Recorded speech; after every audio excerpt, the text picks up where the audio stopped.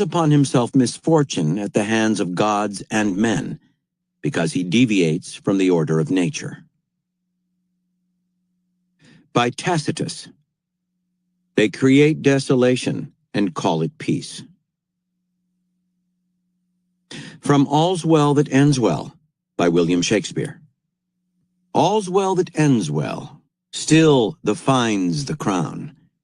Whate'er the course, the end is the renown. From The Great Arab Conquests, by John Bagot Glubb. 10,000 Muslims then marched through the mountain valleys upon Mecca. Muhammad divided his force into 4 columns. Muhammad gave strict orders that no violence was to be used. His own tent was pitched on high ground immediately overlooking the town.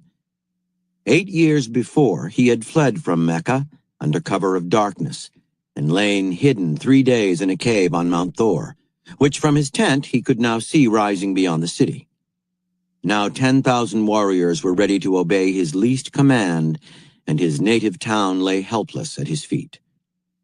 After a brief rest, he remounted his camel and entered the town, reverently touched the black stone, and performed the 7 ritual circuits of the Kaaba. Muhammad the Conqueror was not vindictive. A general amnesty was proclaimed, from which less than a dozen persons were excluded, only 4 being actually executed.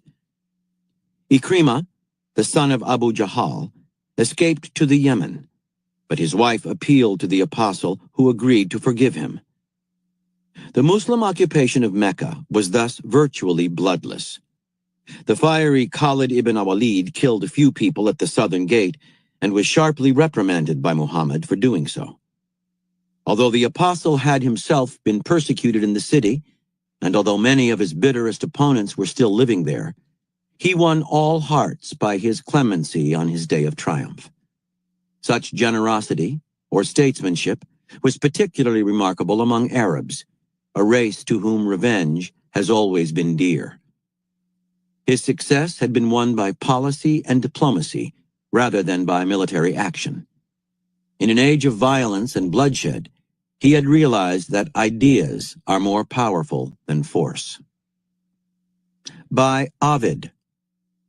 Either don't attempt it, or carry it through to the end. From Strategy, by B.H. Little Hart. Indeed, deepening study of past experience leads to the conclusion that nations might often have come nearer to their object by taking advantage of a lull in the struggle to discuss a settlement than by pursuing the war with the aim of victory. History reveals also that in many cases a beneficial peace could have been obtained if the statesmen of the warring nations had shown more understanding of the elements of psychology in their peace feelers. Their attitude has commonly been too akin to that seen in the typical domestic quarrel. Each party is afraid to appear yielding, with the result that when one of them shows any inclination toward conciliation, this is usually expressed in language that is too stiff, while the other is apt to be slow to respond, partly from pride or obstinacy, and partly from a tendency to interpret such a gesture as a sign of weakening, when it may be a sign of returning common sense. Thus, the fateful moment passes, and conflict continues, to the common damage. Rarely does a continuation serve any good purpose where the 2 parties are bound to go on living under the same roof. This applies even more to modern war than to domestic conflict, since the industrialization of nations has made their fortunes inseparable. From Strategy, by B.H. Little Hart. If you concentrate exclusively on victory, with no thought for the after effect, you may be too exhausted to profit by the peace, while it is almost certain that the peace will be a bad one, containing the germs of another war. This is a lesson supported by abundant experience. From On War, by Karl von Clausewitz. It is even possible that the attacker, reinforced by the psychological forces peculiar to attack, will, in spite of his exhaustion, find it less difficult to go on than to stop, like a horse pulling a load uphill. We believe that this demonstrates without inconsistency how an attacker can overshoot the point at which, if he stopped and assumed the defensive, there would still be a chance of success, that is, of equilibrium. It is therefore important to calculate this point correctly when planning the campaign. An attacker may otherwise take on more than he can manage, and as it were get into debt.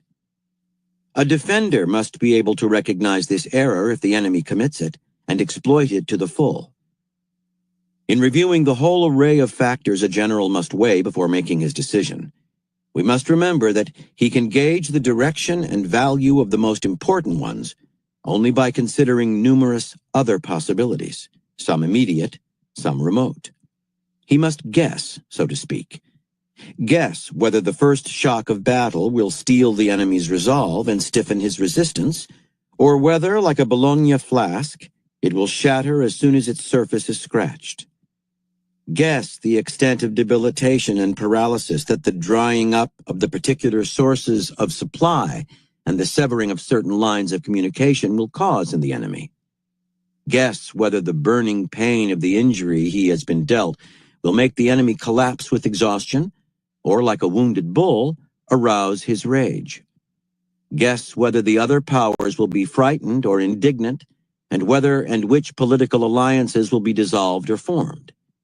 When we realize that he must hit upon all this and much more by means of his discreet judgment, as a marksman hits a target, we must admit that such an accomplishment of the human mind is no small achievement. Thousands of wrong turns running in all directions tempt his perception. And if the range, confusion, and complexity of the issues are not enough to overwhelm him, the dangers and responsibilities may. This is why the great majority of generals will prefer to stop well short of their objective, rather than risk approaching it too closely, and why those with high courage and an enterprising spirit will often overshoot it, and so fail to attain their purpose. Only the man who can achieve great results with limited means has really hit the mark. From The Mind of War, by Grant T. Hammond. The great prizefighter Jack Dempsey was once asked, "When you are about to hit a man, do you aim for his chin or his nose?" "Neither," Dempsey replied. "I aim for the back of his head." From the I Ching. Victory seems to have been achieved. There remains merely a remnant of the evil, resolutely to be eradicated as the time demands. Everything looks easy. Just there, however, lies the danger. If we are not on guard, evil will succeed in escaping by means of concealment. And when it has eluded us, new misfortunes will develop from the remaining seeds, for evil does not die easily. From The General's War, The Inside Story of the Conflict in the Gulf, by Michael R. Gordon and General Bernard E. Traynor. CENTCOM's lightning war, Desert Storm, was over. It had been billed as a 100-hour blitz, but 3 years later it was still an unfinished war.